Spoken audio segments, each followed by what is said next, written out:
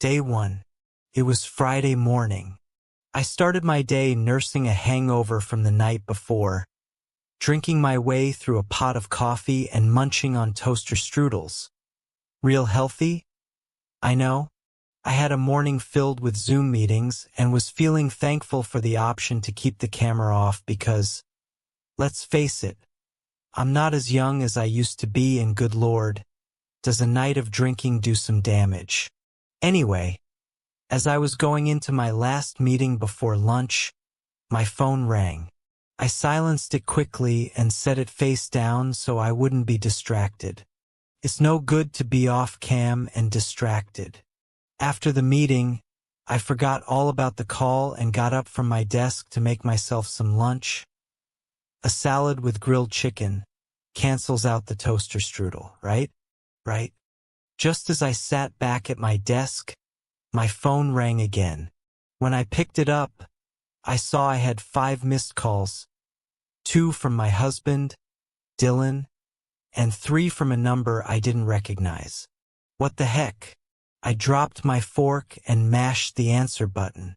It was the latter that was calling me back. Hello. Hi. Is this Mrs. Harding? Who's this? I asked. This is Detective Phillips from the police department. My mind jumped to the missed calls from Dylan. Oh God, did something happen to him?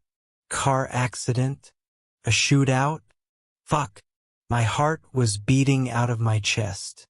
Words lodged in my throat like a wad of wet bread. I sputtered, then asked, "Is my husband all right?" "What?" the detective said, obviously confused. "My husband," I gasped. "Is that what you're calling about?" "Oh, no, ma'am." "Thank God," I breathed. "What can I do for you?" "Ma'am, I'm calling because we found your son." Shock prickled through me. "Excuse me?" "Your son, ma'am, we found him.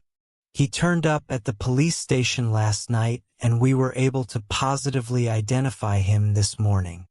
My mind started spinning at the detective's words. He must have the wrong Mrs. Harding. I don't have a son. I don't have any children at all. Dylan and I never wanted them.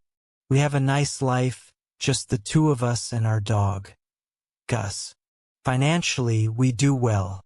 We can pick up and travel whenever we want. Besides, I just never had that maternal instinct. And there's nothing freaking wrong with that, despite what my mother thinks. "Hello? Ma'am? Did you hear what I said?" The detective's voice jarred me from my thoughts. Yeah, but we need you to come down to the station. Your husband is already on his way." Dylan was? "Why? I think you must have the wrong number, Detective Phillips." "Shit," he swore. "Is this Alyssa Harding? Address 563 Pine Tree Court?" "Yes, it is, but—" "Phew," the detective said. "Thought I'd really messed up there.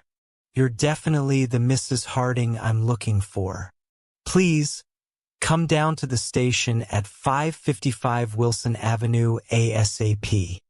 Before I could get another word out, the call disconnected. I pulled the phone back from my head and stared at it in disbelief. I was the Mrs. Harding he was looking for? It didn't make any sense. What made less sense was that Dylan was headed to the station, too. I logged off work, changed out of my work clothes, consisting of yoga pants and an old t-shirt, and pulled my hair up into a messy bun. Gus tap danced around me as I hurriedly got ready. Then I dropped a treat on the floor so he wouldn't get mad when I left him. Outside, there was a warm breeze, odd for an afternoon in mid-November. Something about it just felt wrong. My hands trembled the whole way to the police station as I navigated my Prius through the leaf-strewn streets. I pulled up outside the low brick building and heard my name the second I stepped out onto the street. I turned. Dylan was rushing toward me, a grin plastered on his face. I almost didn't recognize him. Alyssa! God! I tried to call you twice. Why didn't you pick up? I was in meetings all morning, I said, thrown off by his intensity. What is going on, Dylan? Didn't you talk to the detective? He asked, grabbing my hand. He pulled me toward the glass entrance to the building with such force. I stumbled over the broken concrete a couple of times. Yes, but I don't understand, I said, breathing heavy. Something was really wrong here. They found him, Elwes, Dylan cried, prying open the door. They found Logan. Logan. Logan. The word tumbled around in my head like a single item inside a dryer. Logan. They found him. What the fuck was going on? I stopped short, yanking my hand from my husband's. This man who looked like my husband anyway, but certainly wasn't acting like him. Dylan, stop. He stopped walking and blinked at me, confusion clouding his face. Elwes, what's going on? Didn't you hear me? They found Logan. Why are you acting so strange? I bit down on my tongue, fighting the urge to unleash a series of swear words. I wasn't the one acting strange here. Why couldn't he see that? Who the fuck was Logan? Why were we even here? I took a deep, measured breath. Dylan, I don't know what's going on. I don't know who Logan is, and why the fuck we should care that they found him. My words were like a slap to the face. Dylan recoiled, a look of disgust coming over him. His eyes darkened and he leaned in close, murmuring to me, hot breath washing over my face. Please don't do this right now. Just come with me. I wanted to turn around and walk away, but I didn't. I should have. If these past 4 days have taught me anything, it's that following Dylan through that police station was the worst mistake I've ever made in my life. But something inside me told me to go with him. Curiosity, I guess. Wanting answers. The urgency in Dylan's demeanor. I should have fucking run. Fine, I said quietly. We took the elevator up to the second floor and pushed through a set of double doors to a reception area. Dylan approached an officer behind a desk. Mr. and Mrs. Harding here to see Detective Phillips, he said. The officer's face lit up. Yes, of course, he's waiting for you. You can head right back to his office. He pointed straight back through a maze of cubicles and Dylan motioned me forward.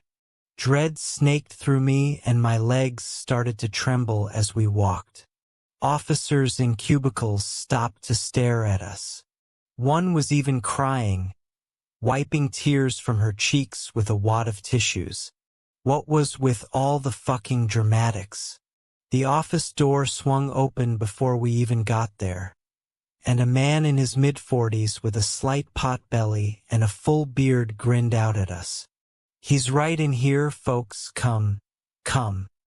He's been waiting anxiously for you. He sounded so excited. It was almost contagious, until I remembered that there was nothing to be excited about. Whatever was going on was seriously fucked up. Dylan went first, stepping over the threshold and into the small office. I saw his body tense, then relax with a rush of breath. It really is you, he cried, his voice breaking. Elwes, it's him. After all this time, our son has come home. I stepped timidly into the office. A boy, maybe 6 or 7, sat perched on a chair, his dark curly hair disheveled and standing up at odd angles on his head. He clutched a juice box in one hand and a ratty teddy bear in the other. He was pale, but his cheeks were unnaturally rosy. and he looked up at us with the darkest, widest eyes I've ever seen. Seeing him was like a gut punch. Fear coursed through me like an electric shock. This kid, whoever he was, definitely wasn't my son. In fact, I was pretty sure he was pure fucking evil.